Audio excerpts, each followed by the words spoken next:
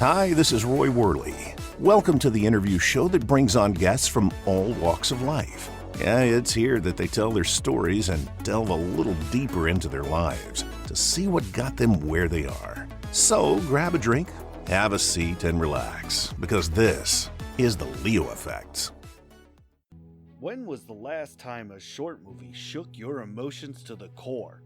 When was the last time a short movie caused you to rethink everything you stood for? When was the last time a short movie made you proud to be an American? When was the last time you felt the emotion to stand up and cheer after a short movie? The new short movie, I've Got Your Six, written and directed by Bill Foster, one of the industry's newest and fastest climbing directors, will answer all of those questions. Rarely has there been so much packed into a short movie that when you leave, you'll feel more proud of our American military veterans. A movie that was cast only with American military veterans will have you on the edge of your seat, cheering for our veterans and what makes America great.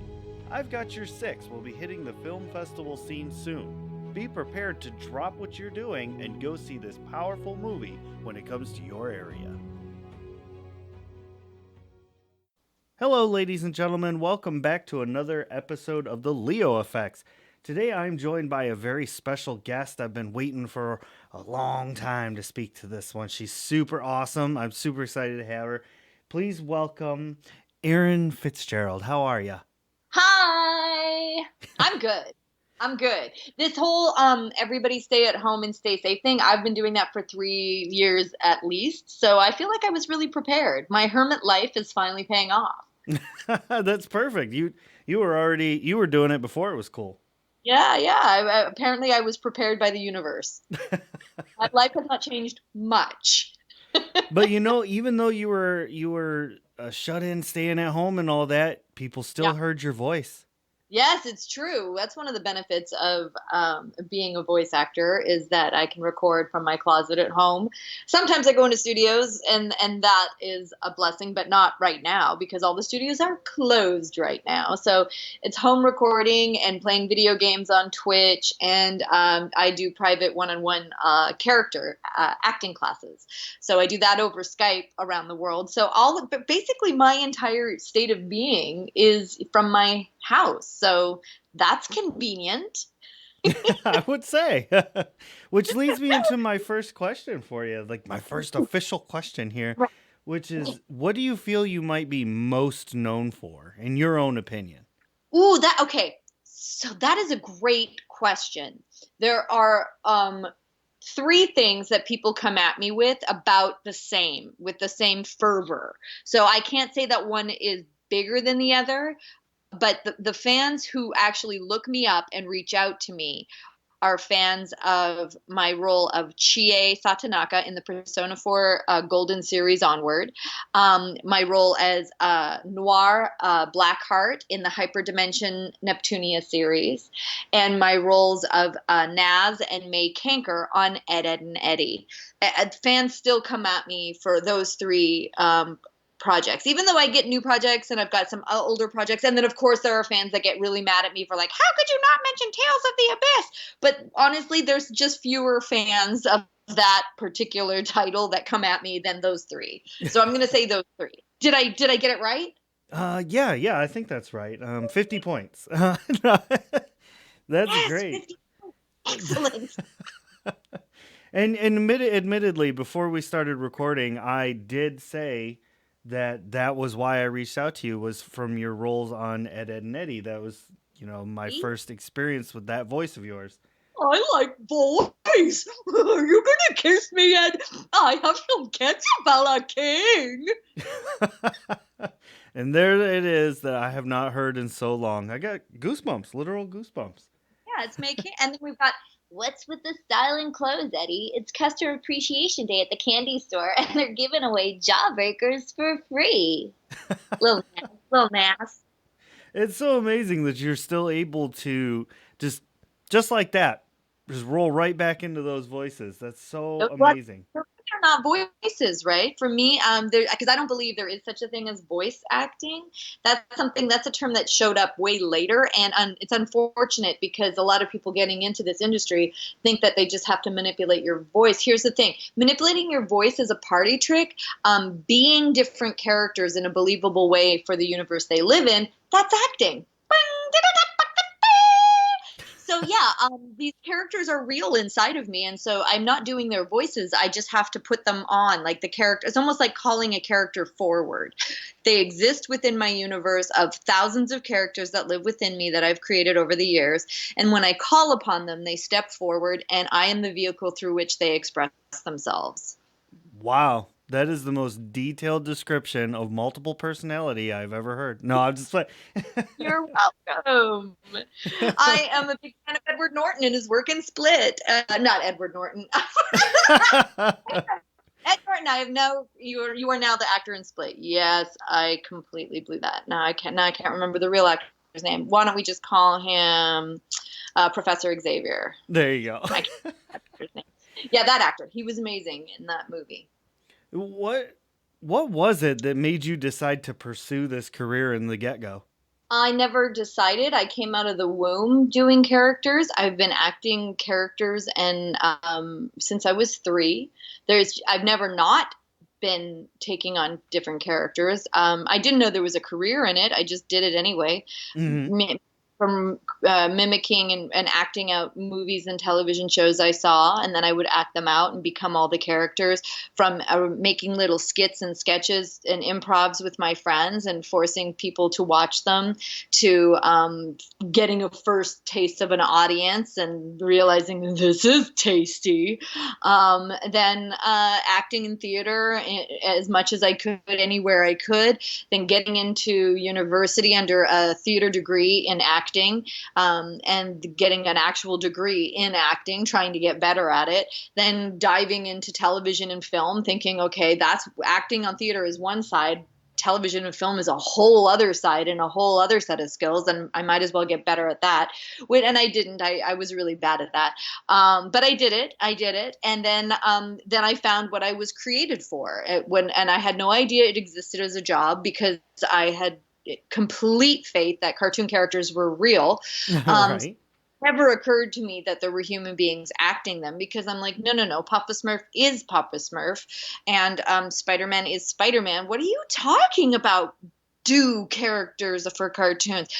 And then my very first audition was for a brand new channel that was going to play cartoons 24/7, which was Crazy Talk, called Cartoon Network. And the show was at Ed and Eddie.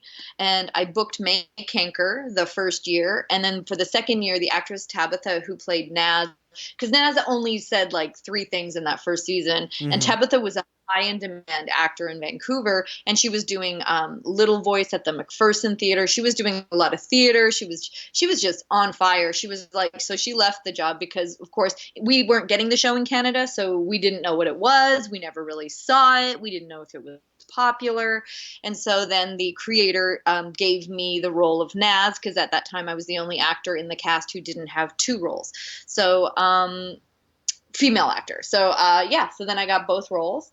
And then I realized I had found my calling, and that character acting was perfect for me because I wasn't limited by my physical body, and I could do anything. I happen to be blessed with vocal cords that are able to shift to my imagination. Meaning, if I choose to imagine myself to be a giant alien with 12 arms, as soon as I imagine the body of that alien, the sound of it comes out of me, and I'm not limited by my vocal cords not shifting. My vocal cords shift to the character I become.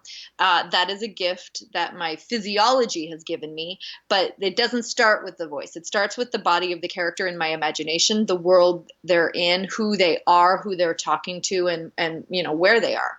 Wow. You just answered like 9 of my questions in one fell swoop. How many points? How many points? 2.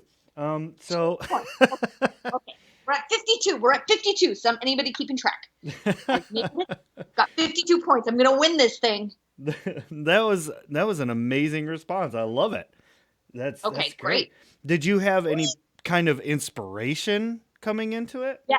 Oh my gosh, so much inspiration. Like I was brought up on a lot of sketch comedy shows. Like there was a ton of sketch comedy when I was a kid, from the Carol Burnett show, Monty Python, even like Peter Sellers, who his ability to transform characters was spectacular. And then you had like the trio of Whoopi Goldberg, Robin Williams, and Billy Crystal, those three, and their ability to shift characters and improv and be ridiculously funny.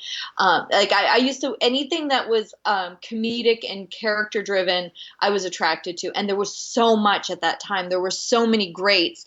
Jonathan Winters is a phenomenal influence.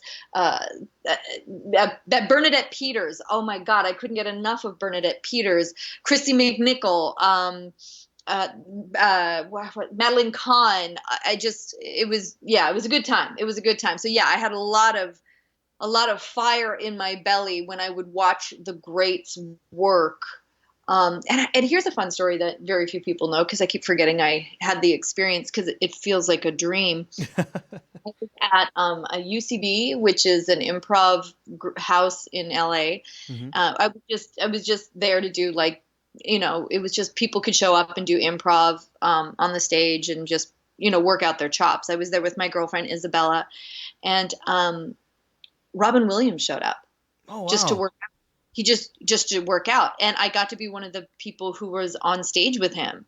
And so I was actually on stage improvising with Robin Williams. And at the time, it was so out of body, and I was so horrible in comparison to him, because but he was so generous and so kind and so amazing. And it was one of those amazing moments in my life where I was like, this has to mean something. This has to mean something. I don't know what it means, but it has to mean something, because I'm getting this huge gift from the universe right now.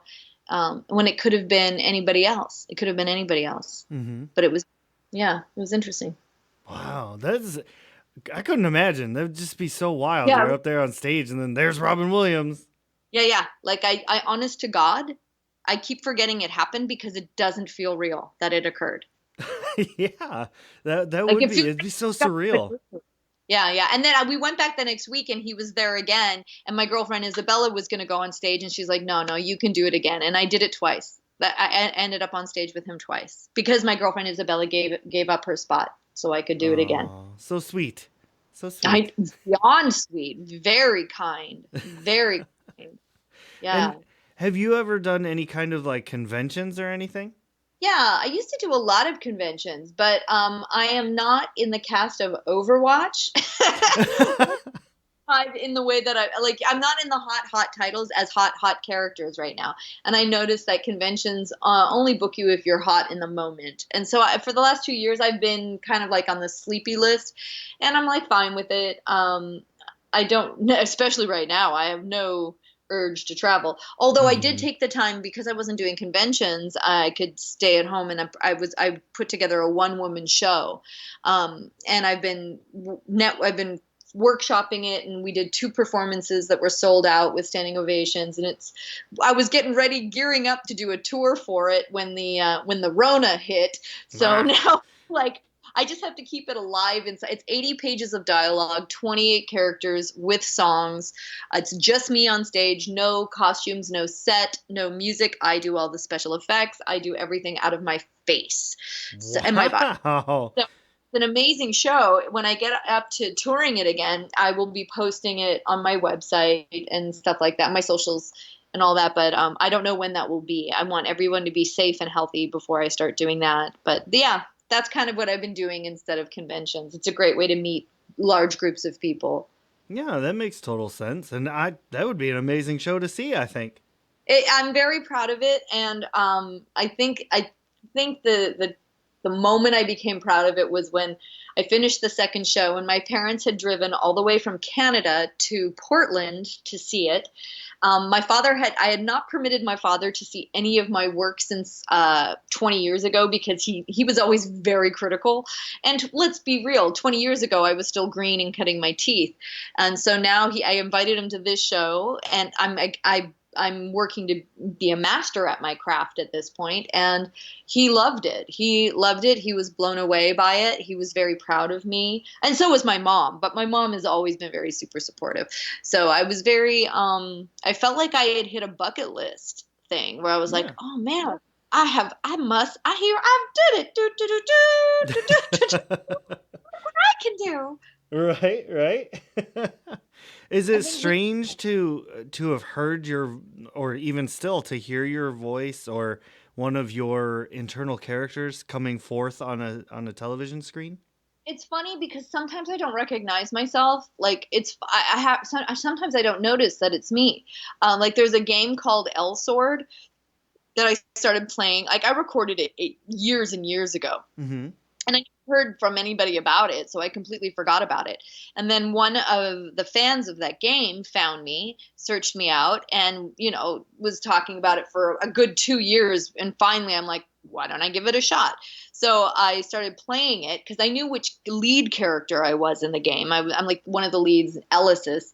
But then as we were playing, I'm like, wait a second. Is that me? and like it got up like so every time we played, we discover a new character I voiced in the game that I'd completely forgotten. Because here's the thing, I'm the type of character actor that when they hire me for a video game, they usually don't hire me for one role. That's why you don't see me as like the leading lady in this video game over here and over there, because they can book me and get 20 characters out of me. Mm-hmm. And they did for Sword, because we were starting, like, as we're going through the game, I'm like, oh my god, so we started gathering the names of all the characters, and as I'd listen to the performance, I'd be like, oh yeah, I remember doing that. But they're unique enough that at first I don't recognize myself. I don't yet necessarily know it's me. That's really cool though, like that you're that into it that you're able to create these passionate characters. And you've done both animation and video games because you were also in World of Warcraft. Which do you prefer? Oh, my friend, that is a very awful question. Here's the thing.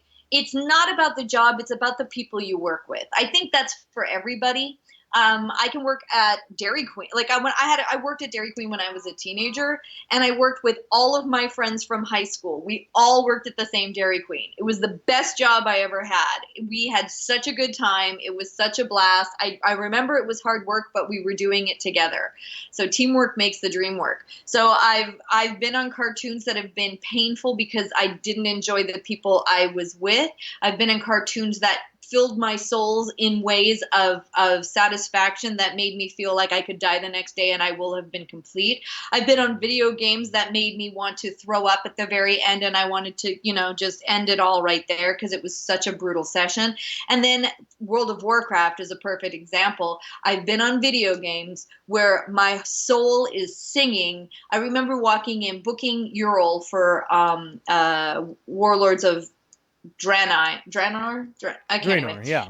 Thank you for that expansion pack, and it was the first female lead in like 10 years for the series, so it was a really big deal. They were pumping it up at Blizzard, like this is a huge deal, blah blah blah blah. But I walked in, and Andrea Toyas was directing, and Helen was the writer on it, a female writer at the time in 2014. That was a big deal. It was a huge deal to have a female writer writing a lead character in a video game, and we were all like, Helen was over the ISD and the Skype, the audio chat. The director was in the room, and the engineer was a male. But all the three of us, the females, like we talked about how special this moment was for a good 30 minutes before we even started recording. We knew it was a big deal. We knew we were, by just being there and present and creating this work, we were shifting the industry to be a little bit more, balanced. And we were so proud. And I love that character so much. Like the character of Ural spoke to me. She was my Joan of Arc character, and I really love Joan of Arc. I relate to Joan of Arc in my own ways. I'm a very I practice a lot of spiritual exercises in my daily life to connect with that feeling of divine unconditional love. Mm-hmm. I tend to say the word hue for 20 minutes every day, just hue. So a lot of those spiritual practices resonated with me when I was reading the Ural character and where she was in her journey. And I was stepping up to do some leadership, operating some leadership programs. And Ural had to go from not doing and, just being a practicing a spiritual being to being a leader. And I resonated with that so much in my daily life. Like it was such a powerful session and it was so amazing. And the people I was working with were so amazing. And my heart was lifted so much. I can't tell you that I prefer cartoons or video games. I know my go-to answer would be cartoons because I prefer comedy and the silliness and the ridiculousness. But the experience of that in the video game world was so special. And my experiences recording Chie Satonaka have been so phenomenal and so uplifting. I can't pick. It's too hard. I think that's the best answer I've ever heard to that question, to be honest with you. Wow. Okay. How many points? How many points? I think for that one, we'll give you 2,000.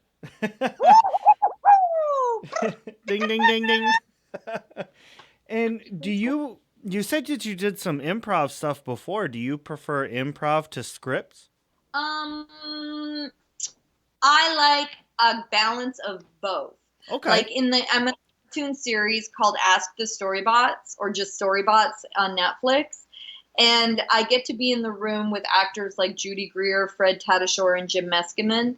And we have the script, which is they're genius and brilliantly written scripts that are very educational, but also enough humor for parents that they don't want to shoot themselves in the face because it's hilarious. So they can watch episodes over and over again.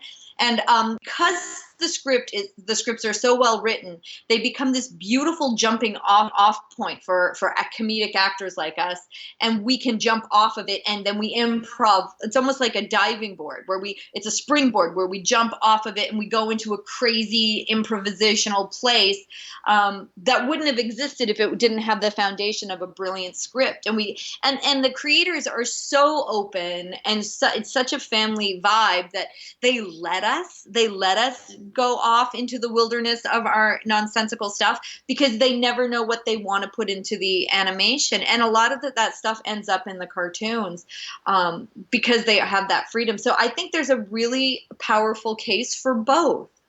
Gotcha. That's respectable. I like it. I mean, I'm definitely going to check that show out now because that sounds like a really good time. And this is the perfect time to watch.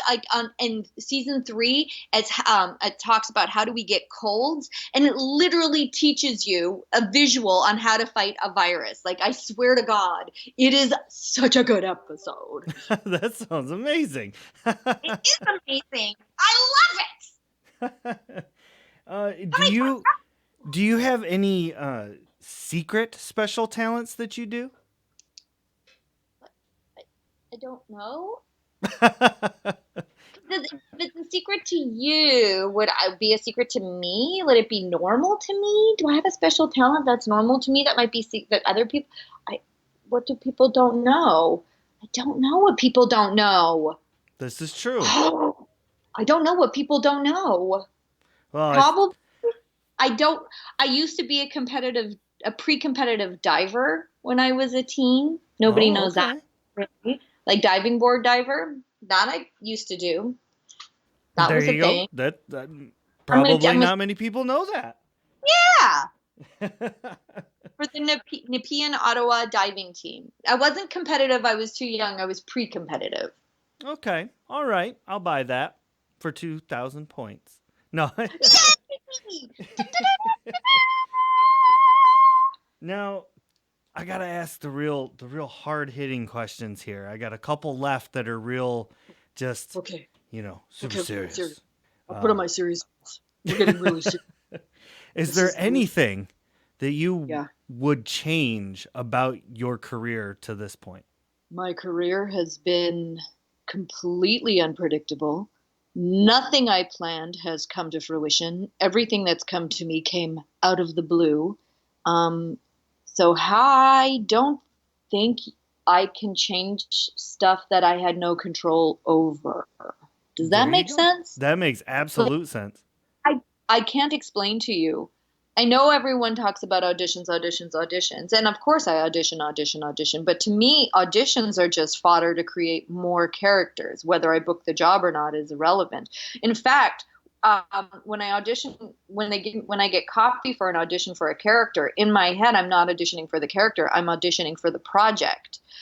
Because I may not be perfectly right for that character, but they'll get a sense of my talents and gifts. And if they want me for their project, they may put me somewhere else. Work is work. So what I find is that as long as I'm in motion and I keep working towards being better at what I do, because it's a craft, you always have to work at it, classes, practice, hours and hours of working at it and improving yourself. I find that the universe just brings stuff to me when I'm ready. Ural came out of nowhere. I did audition for it, but I remember the night I auditioned for Ural, it was like one of those crazy nights where I had like 30 auditions. That's a rare thing to have that many auditions in one night. And I had to knock out all of these auditions, and Ural was one of them. And I just didn't have the energy to put too much into it. I couldn't think about it. So I just tried to feel everything, and I booked it. And I thought, isn't that funny? You just never know. You just never know. So I don't think I could change anything about my career. I wouldn't be where I am. And I'm happy with where I am. I'm happy with the people and I'm really proud of myself because I work with people who were not healthy, who were toxic, who were not respectful of my craft and not respectful of me. I went through years of giving permission to people to take advantage of my art form. And I developed the strength through that, through being kind of like resentful, to start saying no. I wish I had said no sooner, I suppose, but then I think, well, no, I wouldn't have gotten where I am without those experiences. So I'm grateful for everything I've been through because it's all been lessons and it all makes me a better actor. And I have more experiences to draw from for my characters when they're going through similar things. Now I know what it feels like to be betrayed and to be taken advantage of. So when my character is feeling that, I know what feeling to go to. That's absolutely beautiful. And along those lines with everything that you just said, what advice would you have for a complete newbie trying to get into this career? Act.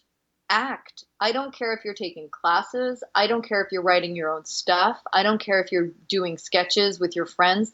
If you're on quarantine and you can't get out, do videos. Here, hang on. Let me find.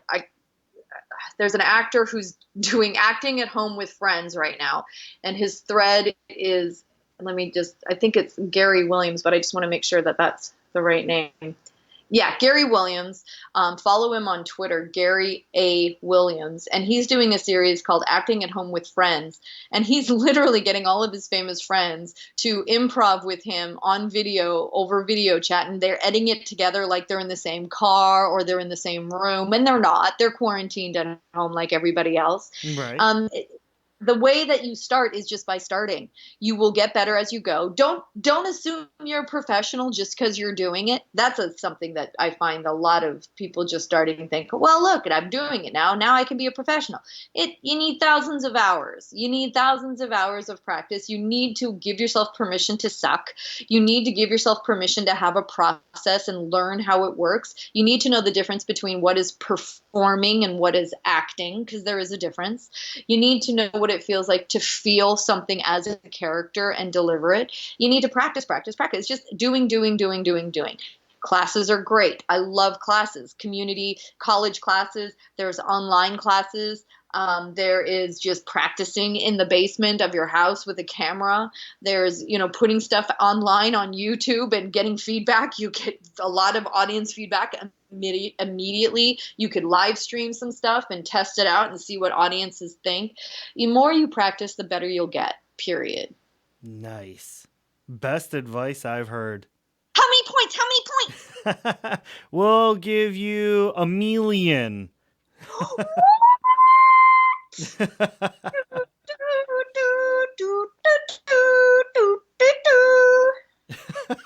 And with a grand total of 1,004,052 points, you have won the show. Congratulations. Yay! Congratulations, us! Woo! We did it. Good for me. Oh, you're so good. No, I'm not. You're good. I think you're the best in the world. You gotta eat more meat. I don't know. And, I just want to say to Erin and all of her characters who have come forth to say hello, I just want to say thank you so much for coming on the show today and telling us about yourself and just being amazing. Thanks for having me. Those were great questions. I'm enjoyed being here. And take care of yourself and be safe. Absolutely, and you as well. But before we wrap things up, I need to ask, well, I guess not ask, because it's not really a question unless you don't want to, but I'd like to open the floor up to you so you can tell the listeners what kind of social medias they can go to follow you. Well, I've got quite a few of those. If you go on the Twitch, the video gaming twitch.com, just look up Erin Fitzgerald, my name. Yes, Erin Fitzgerald. It is also Erin Fitzgerald on the Twitter with the little birds, but much more very political on the Twitter, so just be warned. Then there's the Instagram, which is Erin Fitz Bad Ass. That is correct, Erin Fitz Bad Ass. And if you would like a full list of my credits, go to erinfitzbadass.com. You're welcome. Beautiful, beautiful, beautiful. And one last time, I want to say thank you so much for coming on and talking to me today. Thanks, Ray. I hope you have a great rest of your day. You too. And thank you to all the listeners who came to check out the show. I hope you had as much fun as I did. It was certainly the best episode ever, and Erin has won the most points out of anyone that's ever been on the show. Mainly because I've never done points before, but... But I loved it. I loved every minute of it, and I hope you did too. And until next time, we'll see you all later. Oh, now that was an awesome interview. Thanks so much for listening. You all are so great. And don't forget to head to Facebook, Insta, and Twitter and follow The Leo Effects. If you want to hear some comedy and ridiculous voices, check out Shattered Dungeons on YouTube and all other places podcasts can be heard. And you'll hear me voicing crazy characters, usually pretty terribly. So thank you so much. You all are the absolute best. And we will see you all on the next episode.